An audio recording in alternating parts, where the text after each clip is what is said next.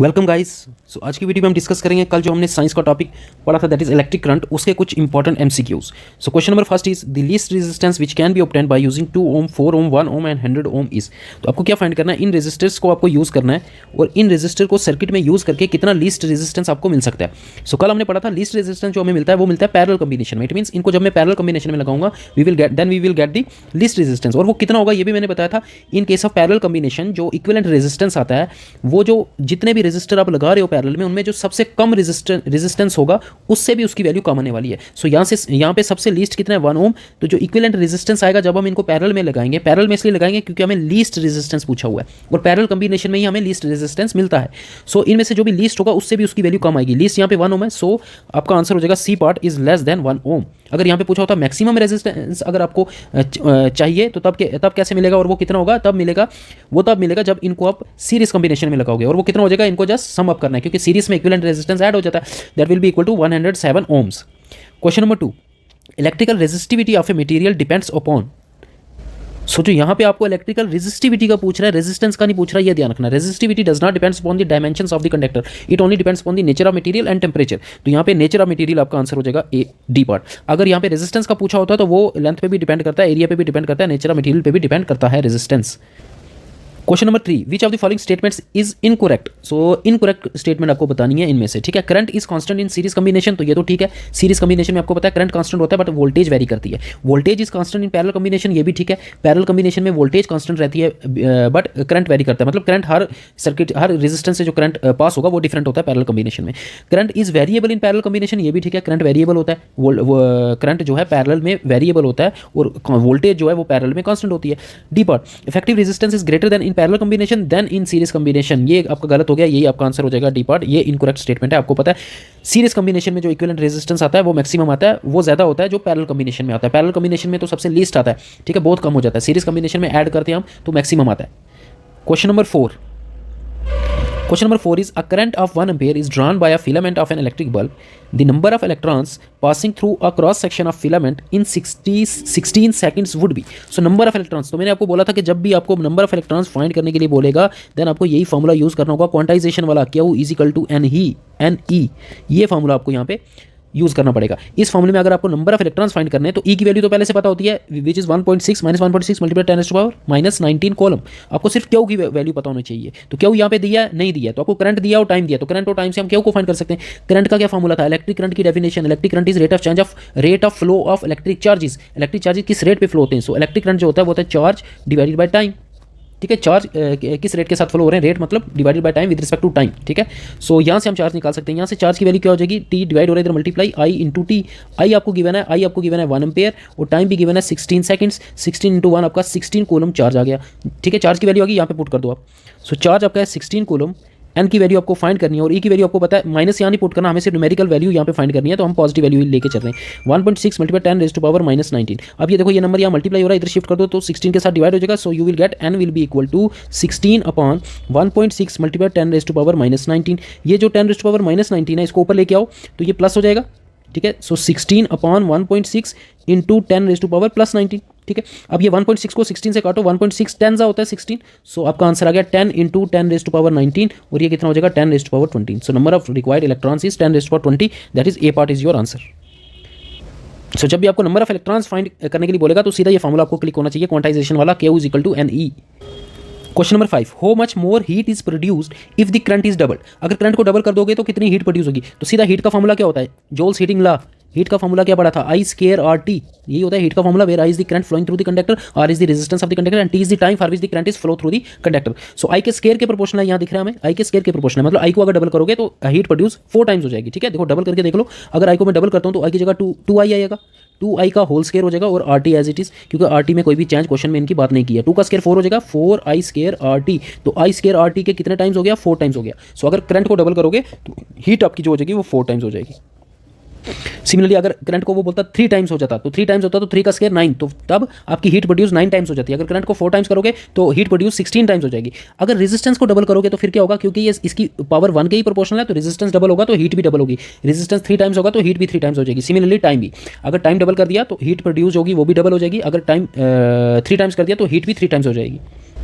Question number 6, which of the following represents voltage, इनमें से कौन सा वोल्टेज को रिप्रेजेंट करता है। ठीक है, आपको पता है वोल्टेज यहाँ पे दिया हुआ है ए पार्ट में, work done into time upon current, तो इनकी यूनिट्स यहाँ पे पुट कर दो। देखो वोल्टेज की यूनिट आ रही है नहीं आ रही, तो आपका क्वेश्चन हो जाएगा। देखो work done means work done जो होता है वो एनर्जी होता है, और एनर्जी जो प्रोड्यूस होती है in the form of heat, उसका फॉर्मूला हमें पता है, तो वर्क डन की जगह हम पुट कर सकते हैं हीट वाला formula, that is I square R T, ये पुट कर दिया मैंने, इनटू टाइम डिवाइडेड बाय क्या है, डिवाइडेड बाय करंट है आई, तो एक आई देखो कैंसिल हो जाएगा, आपके पास बचेगा आई आर और टी इंटू टी हो जाएगा टी स्केयर। तो ये तो वोल्टेज के इक्वल नहीं होगा, ये तो वोल्टेज, क्योंकि वोल्टेज सिर्फ आई आर होता है, by ohms law V is equal to क्या होता है आई आर, अगर ये आई आर आ जाता तो यही आपका आंसर होता। इसमें वैल्यू पुट करके देख लो, वर्क डन की जगह पुट कर लो हीट का formula I square R T into charge हो जाएगा क्यू, तो ये भी नहीं आ रहा। ठीक है, नेक्स्ट में पुट करो वर्क डन की जगह आप पुट कर दो आई स्केयर आर टी, और नीचे है करंट की जगह आई आ जाएगा, टाइम की जगह टी आ जाएगा, ये टी और टी कैंसिल और एक आई कैंसिल, तो आपके पास क्या बचेगा I R, and I R is equal to V according to Ohm's law, तो यही आपका आंसर हो जाएगा, that is C part is your answer.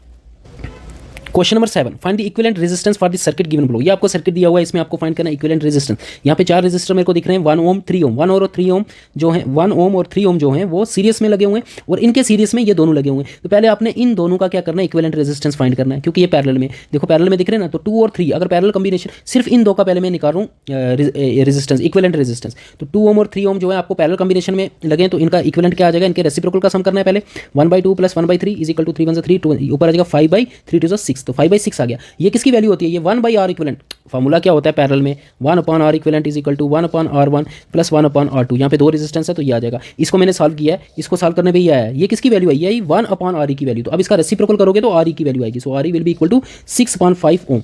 ठीक है, कितना आ गया 6, ये इक्विवेलेंट रेजिस्टेंस आया इन दोनों का। अब इस सर्किट को मैं ऐसे बना सकता हूँ, देखो ये आ गया आपका 1 ओम का एज इट इज, ये आ गया आपका 3 ओम का, इनका हमने इक्विवेलेंट रेजिस्टेंस फाइंड कर लिया, तो इनकी जगह आप एक ही रेजिस्टेंस पुट करो जिसका रेजिस्टेंस होगा 6/5 ओम, ये वही है 3 ओम, ये वही है 1 ओम। अब ये तीनों सीरीज में, तो इनका इक्विवेलेंट निकालने के लिए इनको जस्ट ऐड अप करना है, सो 3 + 1 = 4, 4 + 6/5 कर दो, आपका आंसर आ जाएगा 26/5 ohm is your required answer, that is D part is your answer. So कुछ नहीं किया, पहले हमने ये जो दो पैरेलल में लगे थे इनका हमने इक्विवेलेंट रेजिस्टेंस निकाला। ठीक है, फिर 3 रेजिस्टेंस आपके पास बचेंगे, क्योंकि इन दोनों का इक्विवेलेंट रेजिस्टेंस जब फाइंड करेंगे तो 2 एक में कन्वर्ट हो जाएगा, वो इक्विवेलेंट रेजिस्टेंस को इन दोनों के साथ रिप्लेस कर देंगे, तो 3 सीरीज में आ जाएंगे, उनको ऐड किया, आपका इक्विवेलेंट रेजिस्टेंस आ गया। Question number 8, what would be the voltage across A and B if 10 ampere of current flown from A to B in circuit first, मतलब ये इसी सर्किट की बात कर रहा है। इस सर्किट में अगर आपको दिया कि करंट फ्लो हो रहा है कितना 10 ओम का, तो यहाँ से ए टू बी आपको अगर करंट दे दिया जाए कितना 10 एम्पेयर का, then you have to find the voltage across A and B, तो आपको वी की वैल्यू फाइंड करनी है। आपको पता है वोल्टेज जो होता है, voltage will be equal to, voltage किसके इक्वल होती है, voltage is equal to I into R according to Ohm's law. ठीक है, आई आपको गिवन दिया हुआ है 10 एम्पेयर 10, और आर आपको इस पूरे सर्किट का इक्विवेलेंट रेजिस्टेंस पुट करना है। ठीक है, क्योंकि ए और बी के अक्रॉस, देखो ये बी यहाँ पे है, ए यहाँ पे, ए और बी के अक्रॉस हमें वोल्टेज फाइंड करनी है, तो इक्विवेलेंट रेजिस्टेंस जो टोटल इस सर्किट का रेजिस्टेंस होगा वो तो हमने अभी फाइंड किया 26/5, तो वो हो जाएगा 26/5, 5 2 = 10, 26 2 = 52 वोल्ट्स। इसमें अगर आपको वोल्टेज भी पूछता, इसमें करंट गिवन देता और वोल्टेज ऐसा क्वेश्चन करता, तो पहले आपको इक्विवेलेंट रेजिस्टेंस निकालना था, फिर ये ओम्स लॉ का फॉर्मूला लगाना था, तो आपको वोल्टेज भी मिल जाती, that is 52 volt, that is B part is your answer.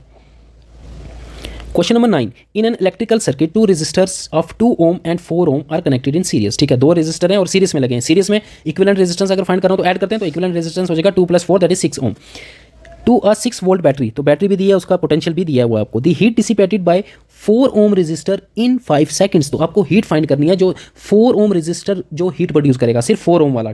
तो जब भी हीट का फॉर्मूला लगाओगे ये वाला I H is equal to I square R T, तो यहाँ पे टोटल आर नहीं पुट करना है, सिर्फ 4 पुट करना है, क्योंकि 4 के लिए ही उसने पूछा हुआ है। ठीक है, सो अगर मैं हीट यहाँ पे फाइंड करूँगा, heat will be equal to I square R T, यही फॉर्मूला होता है। क्या आई आपको गिवन दिया, आई आपको गिवन नहीं दिया, आर भी गिवन दिया, आर की जगह 4 आ जाएगा, आई भी आपको गिवन दिया, टी भी आपको गिवन दिया, वो 5 सेकंड है, बट आई नहीं गिवन दिया, तो आई पहले फाइंड करना होगा। आई कैसे फाइंड करोगे, I will be equal to, I क्या होता है by ohms law, V by R हो जाता है, क्योंकि V is equal to I R होता है। वी आपको दिया है 6 वोल्ट और आर, अब यहाँ पे कौन सा आर पुट करना है, यहाँ पे हम करंट निकाल रहे हैं जो पूरे सर्किट में फ्लो होगा, तो पूरे सर्किट का टोटल रेजिस्टेंस हो जाएगा 2 + 4, क्योंकि दोनों सीरीज में लगे, वो हो जाएगा 6 ओम, सो 6/6, तो 1 एम्पेयर आपका करंट आ गया, तो करंट की वैल्यू आ गई, अब यहाँ पे पुट कर लो। So heat produce by 4 ohm will be 1, current की जगह 1 का स्केयर, आर आ गया 4, टी आ गया आपका दिया 5, so 4 5 = 20 joules of heat will be produced by alone 4 ohm resistor. अगर पूरे सर्किट से पूछता तो यहाँ पे आपने सिर्फ आर की जगह 6 पुट करना था, इक्विवेलेंट रेजिस्टेंस पुट करना था अगर पूरे सर्किट का पूछता। So 20 joule heat will be produced by the 4 ohm resistor.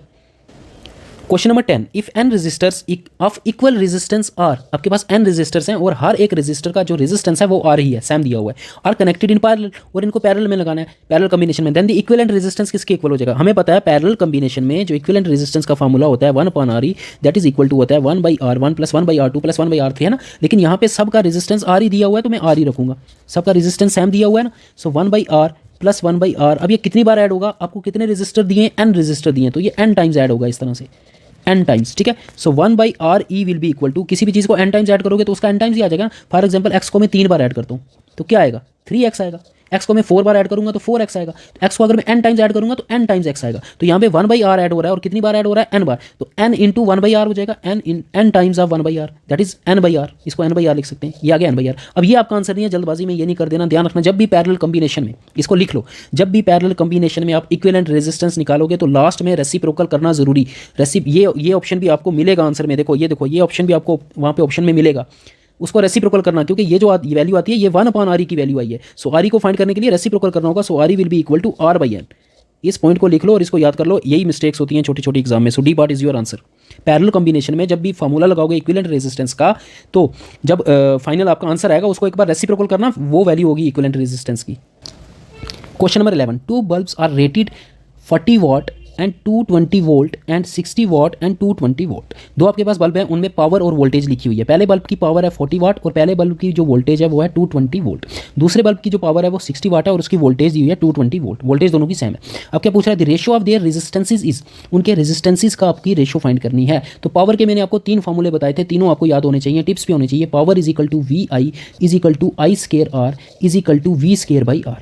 तो यहाँ पे देखो V भी आपको गिवन है, देखो V गिवन है, ठीक है। पावर भी आपको गिवन है, पावर आ गया, V आ गया, और रेजिस्टेंस फाइंड करना है। तो आपको इनमें से ऐसा फार्मूला चूज करना है जिसमें P, V और R आती हो। तो ऐसा फार्मूला कौन सा है? ये फर्स्ट को लास्ट के साथ इक्वेट कर दो। So power is equal to V²/R, ये फार्मूला आपको यहाँ पे यूज करना होगा। सो फर्स्ट बल्ब के लिए जब ये फार्मूला में लगाऊंगा, सीधा रेजिस्टेंस मेरे को फाइंड करना है ना, तो यहाँ से रेजिस्टेंस का फार्मूला मुझे बताओ क्या हो जाएगा। So R will be equal to V²/P, ऐसे लिख सकते हैं, ठीक है। R को इधर शिफ्ट कर दिया, P को इधर। सो फर्स्ट बल्ब के लिए जो रेजिस्टेंस आएगा R1, that will B V², तो V है 220 का स्केयर अपॉन उसकी पावर। तो पहले बल्ब की पावर कितनी है? 40 वाट, तो 40 आ जाएगा। सिमिलरली अगर दूसरे बल्ब का मैं रेजिस्टेंस फाइंड करूंगा, ये वाला फार्मूला यूज करके, ये वाला, that will be equal to V², V उसका भी 220 है, 220 स्केयर अपॉन उसकी पावर है 60 वाट। अब मुझे बताओ इनकी रेशियो आपको फाइंड करनी है। सो R1 अपॉन R2 क्या हो जाएगा? तो R1 की वैल्यू मैंने ये पुट कर दी, 220 का स्केयर, इनको सॉल्व इसलिए नहीं कर रहा, ये कैंसिल हो जाएंगे। और R2 की वैल्यू आपके पास आ जाएगी 220 का स्केयर अपॉन 60, ठीक है। इज इक्वल टू, इसको क्या लिख सकते हैं? 220 स्केयर अपॉन 40, ये डिनोमिनेटर में है, ये जब ऊपर आएगा तो इसका रेसिप्रोकल हो जाएगा जब ये मल्टीप्लाई होगा। सो 60 अपॉन 220 का स्केयर, ये 220 स्केयर कैंसिल, 0 कैंसिल, आपके पास आ गया 6/4, 2 के टेबल से काट दो तो आपके पास आ जाएगा 3/2, दैट इज उनके रेजिस्टेंस की जो रेशियो हो जाएगी, that is 3:2, that is B part is your answer. तो ये आपको पावर के फॉर्मूले याद रखने हैं, ठीक है। जो भी आपको गिवन होंगी, जो 3 क्वांटिटीज 2 गिवन होंगी, एक फाइंड करनी होगी, तो वो उन 3 क्वांटिटीज़ को आपको आइडेंटिफाई करना है, फिर इधर से वही फार्मूला उठाना है जिस फार्मूले में वो 3 क्वांटिटीज़ आती होंगी, ठीक है। जैसे यहाँ पे हमने आइडेंटिफाई किया, पावर गिवन है, वोल्टेज गिवन है और रेजिस्टेंस फाइंड करना है, तो हमने कौन सा फार्मूला लिया? पावर, वोल्टेज और रेजिस्टेंस वाला। Question number 12, find the net resistance between point A and B in this circuit. तो ये आ गया आपका पॉइंट A, ये आ गया पॉइंट B, आपको नेट रेजिस्टेंस फाइंड करना है। तो जैसे हम देख रहे हैं कि ये 2, 3 पैरेलल में और इनके पैरेलल में 2 रेजिस्टेंस सीरीज में लगे हुए हैं, ये दोनों सीरीज में लगे हैं। तो इनका पहले मैं कर लूंगा इक्विवेलेंट रेजिस्टेंस। तो इनका इक्विवेलेंट रेजिस्टेंस तो सिंपल है, ऐड अप हो जाएगा, 2 + 4 6 ओम। तो इसी सर्किट को मैं इस तरह से भी बना सकता हूँ, देखो इसी सर्किट को आप इस तरह से भी फिर बना सकते हो। ये आ गया आपका ये वाला रेजिस्टेंस, ये और ये जो नीचे थे इनको मैंने ऐड अप करके इनका इक्विवेलेंट रेजिस्टेंस से इनको रिप्लेस कर दिया, ऐड किया तो कितना हो जाएगा? 6 ओम, ठीक है। यही सर्किट बन जाएगा, ठीक है। ये आपका था 2 ओम, ये आपका है 3 ओम। अब ये सर्किट, अब ये तीनों जो रेजिस्टर है ये पैरेलल है, अब इनके लिए पैरेलल वाला फार्मूला लगा दो। पहले वाला फार्मूला जैसे ही लगाएंगे तो क्या हो जाएगा? 1/2 + 1/3 + 1/6। पहले 2 को सॉल्व करो तो आएगा 5/6 + 1/6, 6 कॉमन ले लेंगे, 5 + 1 6, तो 6/6 दैट इज 1 आ गया। अब इसका रेसिप्रोकल भी करना होता है, तो 1 का रेसिप्रोकल करेंगे तो 1 ही आने वाला है। तो इक्विवेलेंट रेजिस्टेंस आपका यहाँ पे हो जाएगा कितना? 1 ohm, that is B part is your answer. Question number 13, if R1 and R2 be the resistance of filament of 40 watt and 60 watt respectively operating at 220 volt, then. तो ये तो ऐसा क्वेश्चन अभी हमने किया, बस वही क्वेश्चन है। आपको देखो क्या दिया है, आपको फाइंड करना है R1 एंड R2 के बीच में रिलेशनशिप। पहले मुझे बताओ R1 किसके इक्वल होगा? अभी मैंने फार्मूला आपको बताया पावर का, वोल्टेज का और रेजिस्टेंस का। P is equal to V²/R, यहाँ भी हमें R ही फाइंड करना है, तो R will be equal to V²/P हो जाएगा आपका, ठीक है। सो R1 जो आपका हो जाएगा वो हो जाएगा V², दैट इज 220 का स्केयर अपॉन R1 की जो पावर है वो 40 है, वो 40 हो जाएगा। और R2 will be equal to 220 square upon P2, दूसरे की पावर कितनी है 60, तो 160 हो जाएगा। इनमें से बस सिर्फ इनका रिलेशन बताना है, कौन सा बड़ा होगा कौन सा छोटा होगा। ये बड़े नंबर से डिवाइड हो रहा है तो इसका मतलब इसकी वैल्यू कम आएगी, ये छोटे नंबर से डिवाइड, न्यूमिनेटर तो दोनों का सेम है ना, देखो न्यूमिनेटर सेम है तो सिर्फ डिनोमिनेटर को देखना है। इसका डिनोमिनेटर बड़ा है तो इसका आंसर छोटा आएगा, इसका डिनोमिनेटर छोटा है तो इसकी वैल्यू बड़ी आएगी, that is R1 is greater than R2 आपका आंसर हो जाएगा, विच इज सी पार्ट। यहाँ डी पार्ट में दिया R1 is greater than or equal to तो हो ही नहीं सकते, इक्वल टू तभी होंगे जब इनकी पावर भी सेम होगी और वोल्टेज भी सेम होगी। वोल्टेज तो सेम दिया बट पावर सेम नहीं दी है तो इक्वल तो हो ही नहीं सकते। R1 is always greater than R2 in this case. Question number 14, a coil in heater consumes power P। एक कॉइल है हीटर की, वो कितनी पावर कंज्यूम करती है, P पावर कंज्यूम करती है on passing current. If the coil is cut into 2 halves and joined it parallel it will consume power. क्या कह रहा है, एक आपके पास कॉइल थी, सपोज ये कॉइल है, ये पावर कितनी कंज्यूम करती है P। अब लेट कर लेते हैं इस कॉइल का जो रेजिस्टेंस था वो R था। अब क्या किया, इस कॉइल को हमने दो पार्ट्स में डिवाइड कर दिया, दो इक्वल पार्ट्स में डिवाइड किया और दोनों को पैरेलल में लगा दिया, दोनों में पैरेलल। पहली बात तो जैसे ही लेंथ इनकी हाफ करेंगे तो रेजिस्टेंस भी हाफ हो जाएगा, क्योंकि आपने पढ़ा हुआ है resistance is directly proportion to length. तो अगर लेंथ को हाफ किया तो रेजिस्टेंस भी क्या होगा, हाफ होगा। सो अगर टोटल रेजिस्टेंस R था तो इस पार्ट का रेजिस्टेंस भी R/2 होगा, इसका भी रेजिस्टेंस R/2 होगा, और दोनों को लगाया पैरेलल कॉम्बिनेशन में तो इनका इक्विवेलेंट रेजिस्टेंस आप कितना हो जाएगा, equivalent resistance will be 1/R1 वो है R/2 प्लस 1/R2 वो है R/2। तो 1/R/2 2 तो ऊपर आ जाएगा तो 2/R प्लस 2/R लिख सकते हैं इनको, दैट इज R कॉमन ले लेंगे तो 4/R। अब इनका रेसिप्रोकल भी करना है क्योंकि ये 1/R इक्विवेलेंट की वैल्यू आई तो R/4 इनका इक्विवेलेंट रेजिस्टेंस आ जाएगा। इन दोनों का इक्विवेलेंट रेजिस्टेंस कितना आया, R/4। अब पावर की वैल्यू आपको फाइंड करनी है। पावर किसके इक्वल होता है, पावर और रेजिस्टेंस का क्या फॉर्मूला होता है, पावर इज इक्वल टू, अभी ये फॉर्मूला कितनी बार यूज कर लिया, V²/R। तो पावर R के इन्वर्सली प्रोपोर्शन होती है, और R जब इस वाई कॉइल को हमने काट के इस तरह से लगाया तो रेजिस्टेंस हमने देखा, पहले रेजिस्टेंस R था, फिर रेजिस्टेंस कितना हो गया, R/4 हो गया जब उनको इस तरह से लगाया, काट के पैरेलल में लगाया, दैट इज रेजिस्टेंस 4 टाइम्स कम हो गया, है ना। तो अगर रेजिस्टेंस 4 टाइम्स कम हो जाएगा, क्योंकि रेजिस्टेंस के पावर इन्वर्सली प्रोपोर्शन है तो पावर 4 टाइम्स बढ़ जाएगी। यहाँ पे पुट कर लो, चलो P is equal to V²/R की वैल्यू अब ये पुट करो R/4, तो R/4 पुट करेंगे तो ये 4 ऊपर आ जाएगा, यू विल गेट 4V²/R। तो ये V²/R तो पहले वाली पावर थी, ये अब ये कितनी होगी, 4 टाइम्स होगी। It means D part is your answer. तो कुछ नहीं कि इसमें एक पावर वाला फार्मूला और एक पैरेलल कॉम्बिनेशन वाला फार्मूला, आपको दोनों कंसेप्ट को कंबाइन करके क्वेश्चन बना दिया उसने। और ये भी पता होना चाहिए तभी ये क्वेश्चन सॉल्व होगा कि लेंथ के डायरेक्टली प्रोपोर्शन होता है रेजिस्टेंस। जैसे ही उसके हमने हाफ में डिवाइड किया तो दोनों, अगर गिवन कॉइल का रेजिस्टेंस R है तो उन दोनों हाफ पार्ट्स का रेजिस्टेंस R/2 हो जाएगा। उनको पैरेलल में लगाया, उनका मैंने निकाला इक्विवेलेंट रेजिस्टेंस हुआ है R/4। अब रेजिस्टेंस पैरेलल में लगाने की वजह से क्या हो गया, देखो पहले R था अब R/4 हो गया, दैट इज 4 टाइम्स कम हो गया, तो पावर 4 टाइम्स बढ़ जाएगी because power is inversely proportion to resistance. Question number 16, calculate the current flow through 10 ohm resistor in the following circuit. तो यहाँ पे देखो ये बैटरी दी हुई है, आपको वोल्टेज दिया है 6 वोल्ट, 3 रजिस्टर लगे, आपको सिर्फ यहाँ से करंट आ रहा है, आपको सिर्फ बताना है यहाँ पे 10 ओम से कितना। आपको पता है ये पैरेलल कॉम्बिनेशन में ये आई में से कुछ करंट इधर फ्लो होगा, कुछ करंट इधर फ्लो होगा, कुछ करंट इधर फ्लो होगा। आपको सिर्फ बताना है ये वाला करंट कितना होगा जो 10 ओम से क्रॉस होगा। आपको पता है सीधा सीधा फॉर्मूला लगेगा यहाँ पे, current I through 10 ohm resistance will be equal, इसको I1 से डिनोट कर लेते हैं, ठीक है, I2 से डिनोट कर लो, चलो ठीक है, ये I1 आ गया आपका, ये I2 आ गया, ये I3 आ गया। सो I2 करंट का फॉर्मूला क्या होता है, V/R, यही होता है V/R, because V is equal to IR। तो V तो आपको गिवन दिया 6 वोल्ट और R आपको यहाँ पे कितना पुट करना है, सिर्फ 10 ओम पुट करना है, क्योंकि ये वाला करंट आपको फाइंड करना है, ये वाला जो 10 ओम से पास हो रहा है। तो यहाँ पे 10 आ जाएगा, 6/10 इज 0.6 एम्पेयर आपका करंट आंसर आ जाएगा, that is B part is your answer. अब सपोज इसी क्वेश्चन में आपको टोटल आई की वैल्यू फाइंड करने के लिए बोलता, टोटल करंट, तो पहले टोटल करंट फाइंड करने के लिए आपको पहले टोटल रेजिस्टेंस फाइंड करना होता, ठीक है। तो टोटल रेजिस्टेंस कैसे फाइंड करेंगे, क्योंकि ये तीनों रेजिस्टर लगे हुए हैं पैरेलल कॉम्बिनेशन में, तो पैरेलल कॉम्बिनेशन का फॉर्मूला लगा दो, 1/RE will be equal to 1/R1, R1 आपका 5 आ गया, R2 आपका 10 आ गया, 1/10 प्लस 1/20। तो इनका कॉमन एलसीएम 20 ले लो, तो ये 520 कैसे बनेगा, 4 से मल्टीप्लाई, तो ऊपर भी 4 से मल्टीप्लाई किया, 4/20 हो जाएगा, प्लस 2 से multiply 2 plus 1 upon whole divided by 20, ये आ जाएगा 7/20। अब इसका करो रेसिप्रोकल, सो 20/7 आपका इक्विवेलेंट रेजिस्टेंस आ गया। अब आपको टोटल आई अगर फाइंड करना है तो टोटल आई के लिए फॉर्मूला तो वही लगेगा, ये वाला ओम्स लॉ वाला V/R, क्योंकि टोटल करंट निकाल रहे हैं तो अब रेजिस्टेंस कौन सा पुट करना है, टोटल वाला, इक्विवेलेंट वाला। यहाँ पे हमने सिर्फ करंट निकाला था जो 10 ओम से पास होता है, इसलिए हमने रेजिस्टेंस सिर्फ 10 ओम लिया था। सो V तो वही 6 है, R की वैल्यू 20/7 हो जाएगी, 7 ऊपर मल्टीप्लाई हो जाएगा, 7 6 42/20। तो इनको जब सॉल्व करोगे you will gate 1.2, so 1.2 ampere तब आपका आंसर हो जाए, सॉरी 2.1 एम्पेयर आपका आंसर हो जाता तब। देखो वो भी ऑप्शन में दिया हुआ है, ये आपको टोटल आई की वैल्यू दी हुई है। टोटल करंट अगर फाइंड करना हो तो वो पहले टोटल रेजिस्टेंस फाइंड करना है, फिर वोल्टेज अपॉन रेजिस्टेंस करना है। सो क्वेश्चन को अच्छे से पढ़ना है। यहाँ में पूछा था current flow through the 10 ohm resistance से कितना करंट फ्लो हो रहा है वो फाइंड करना था। अगर टोटल करंट फाइंड करना होता तो फिर 2.1 एम्पेयर आता। Question number 17, high power electrical appliances are earthed to. अच्छा, जो electrical high power electrical appliances होती हैं उनको हमने हमेशा क्या किया होता है, अर्थ किया होता है, एक अर्थ वाली लगाई होती है, बिकॉज टू अवॉइड शॉक। तो ये तो सिंपल है, ठीक है।